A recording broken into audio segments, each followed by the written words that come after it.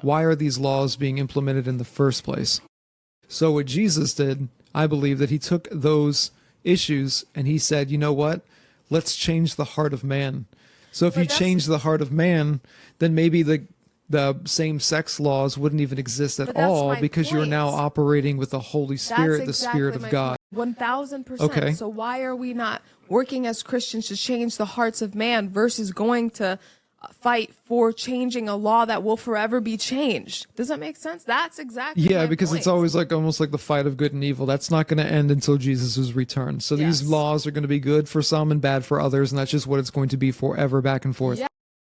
But I feel like if for abortion, let's talk about abortion. Okay. So for abortion, it's like, okay, well, why are we continuously going back and forth? And each state is going to continue to do what they want to do every time we have to vote on it. And it's going to be like, this state wants abortion this time, and then it's going to flip-flop back and forth. And it's like, instead, Christians shouldn't be fighting to continuously have no abortion in their state because people are going to do it anyway.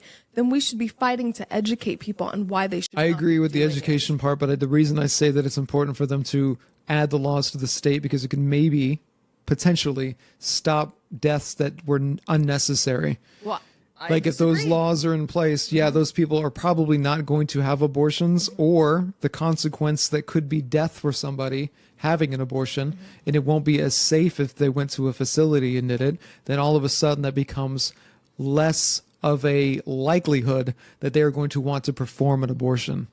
So that would prevent it from happening. It might not change the heart of the person, but at least there's a child, an innocent life that we spared and did our due diligence to protect. I agree. But the thing about it is, like, if we could just lock a person in a cage to prevent them from sinning, then that would be the goal. But it feels like that's never the goal because that's not how it works. And it feels like you have to let the person out of the cage and allow them to sin, but you do your work to try to change their heart so that you can prevent them from sinning on their own.